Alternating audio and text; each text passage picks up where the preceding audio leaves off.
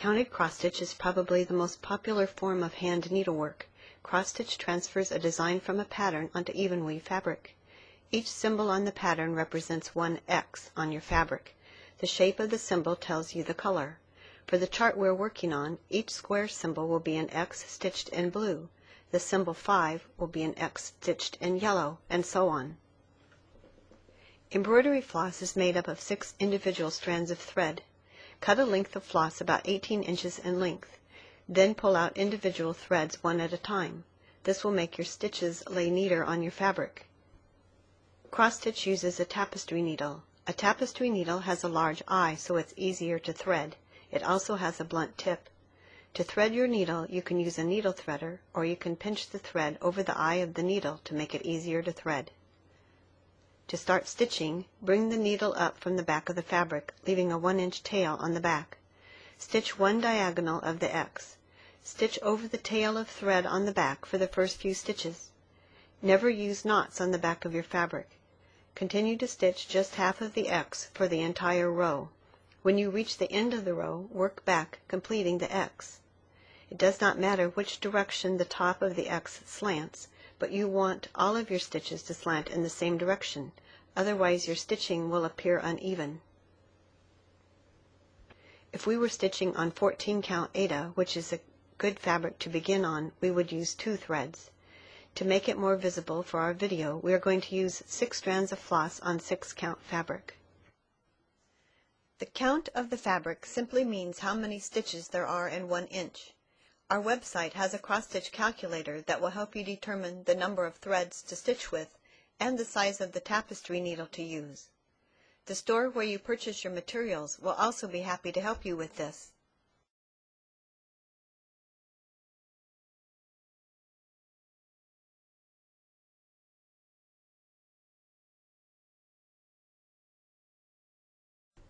When you've completed all the X's on the first row, simply drop down 1 row and stitch the next row. Again, just stitch 1/2 of the X for each stitch on the row, then complete the X on your way back. When you've completed an area or have run out of thread, you will need to end off. Turn your piece over and run the needle under 4 or 5 stitches and trim the tail.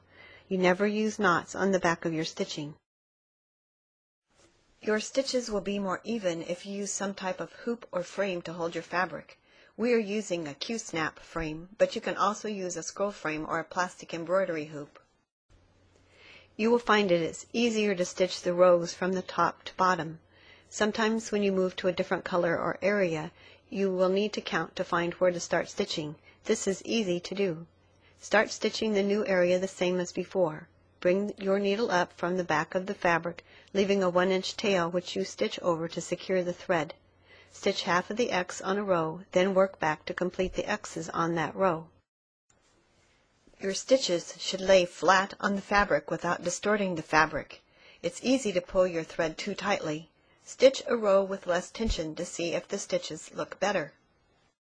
If you run out of thread before you complete an area, just run your needle under a few stitches on the back to end off. To start stitching again, you don't have to catch the tail like we've shown before.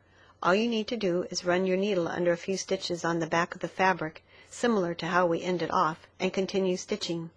Keeping your stitching neat on the back will help when you try to frame or finish your project.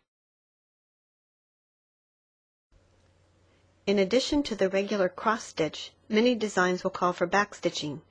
Back stitching is a running stitch used to outline a color or to make lines. Back stitching is always done last. On our design, the strings for the balloons and the words are done in backstitch. Usually backstitching is done with half the strands that you used to make the X's. Start by anchoring your thread as before. When you backstitch, you make a stitch for each time the pattern crosses over an intersection of the grid on the graph. Usually you will not skip over more than 2 spaces, but that depends upon your pattern. I hope you found this video helpful. A printed version of this lesson is available on our website. Be sure to visit your local needlework store. They love stitching and will be happy to answer any questions. They can also help you find that perfect project to get started stitching.